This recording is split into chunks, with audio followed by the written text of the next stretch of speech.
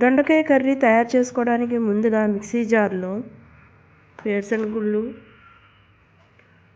పచ్చిమిర్చి, వెల్లుల్లి, అల్లం, కారం, సాల్ట్, పసుపు, గరం మసాలా వేసుకొని మిక్సీ జార్లో గ్రైండ్ చేసుకోవాలి.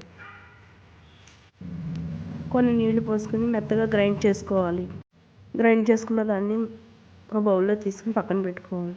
తర్వాత స్టవ్ మీద పాన్ పెట్టుకుని నూనె వేసుకుని నూనె వేడైన తర్వాత దొండకాయ ముక్కల్ని వేసుకోవాలి. దొండకాయ ముక్కలను 4 చీలికల కింద కోసుకొని వేసుకోవాలి. ఈ దొండకాయ ముక్కలను బాగా మగ్గే వరకు ఫ్రై చేసుకోవాలి.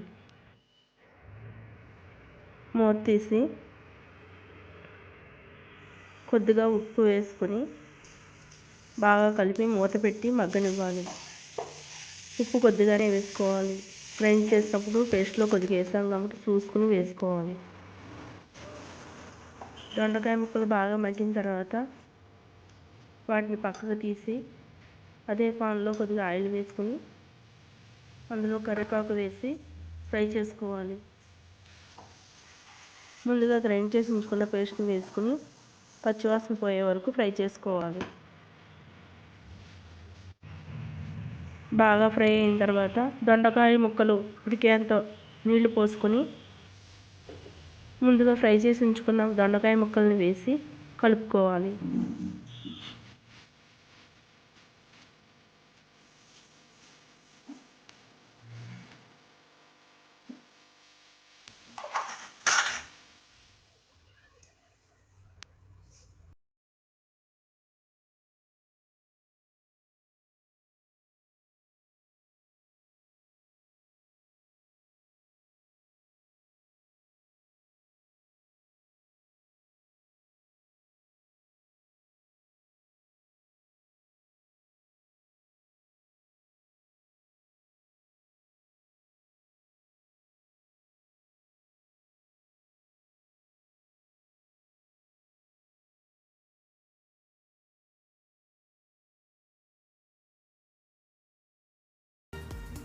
దొండకాయ ముక్కలు బాగా మగ్గి నీరంతా ఆవిరైన తర్వాత స్టవ్ ఆఫ్ చేసి ఒక బౌల్లో తీసుకుని సర్వ్ చేసుకుంటే గుత్తి వంకాయ కర్రీ రెడీ.